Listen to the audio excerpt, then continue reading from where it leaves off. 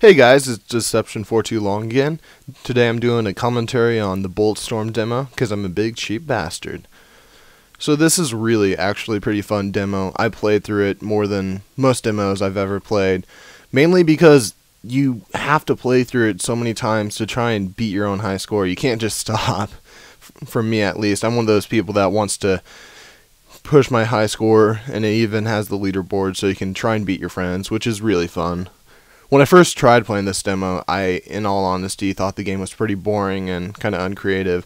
But then when I realized I could do like cool and creative things, and that if I do new things, it actually helps push my score up, I really started digging in and came up with fun new ways to get kills, and it's actually really fun.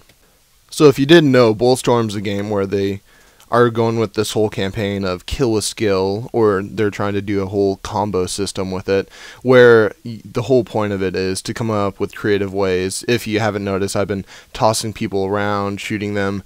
For once, I've always complained about this because I've said it's funny how when you shoot people in video games, even if you shoot them in the groin, they never react. Well, this is one game where wherever you shoot them, they will react. If you shoot them in the groin, they will get down on their knees and start whining about it. And if you shoot a rocket up their ass, it will like ride them up just like a firework. It is really actually in depth. I was surprised from my first playthroughs of how much you could do.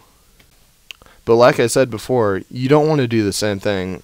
When I first started playing, I did the whole leash them over, then the bullet kick, or basically just kick them in front of me and kill them for the whole deal, and that didn't get me too many points. I think I maxed out at like 4,000 or something. But then I started doing different combos. Realized that like if you do it the first time, it's 500 points.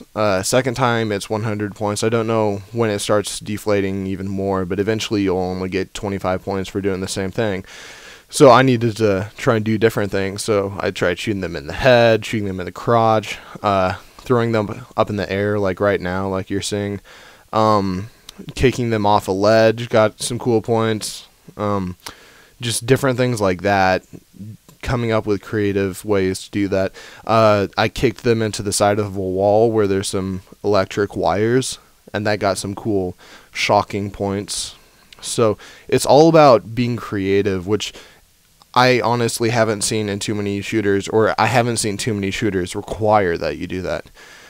I guess when you think about it, this game really doesn't require you to do that to beat the game. I mean, you could easily go through this not having it be much of a challenge, because all you have to do is kill them to clear it, but you wouldn't get a high score and you'd be kind of missing the point of the game. For me, it's kind of arcade, if anything, where you try and beat your high scores, the big high scores. I can see a lot of replayability value. I mean, I played through this demo like countless times just trying to beat my high score and beat my friend's high score, which is something that I really enjoy. Like, if I'm to refer to Halo, I'd probably say it's something that I do with Score Attack all the time. And it's especially been fun when I have friends over and I say, hey, look at this demo, and we'll take turns. Like, just somebody plays through first, I look at the high score, I'm like, okay, I'm going to try and beat that. When I go through, then I play through the next time. And 5 minutes around, do that several times, and all of a sudden time's flying by and having a lot of fun, which is one of the most fun things for me, playing with friends, especially in an unconventional method like that. So this game is made by Epic Games and People Who Can Fly, two of the people that have been involved in the Gears of War franchise, and you can really tell that from this game. Characters have the same bulky appeal. Some of the enemies look pretty similar. Actually, I thought the enemies look a lot like people from Borderlands. But the guns seem pretty similar. They also kind of have that unique, wow, these guns are ridiculous type thing, just like the assault rifle with the chainsaw attached onto them. That one right there is a chain that you shoot lances around them with grenades on it, then explodes. I mean, that's pretty brutal. You can, it's almost like Gears of War a more creative Gears of War with first-person action.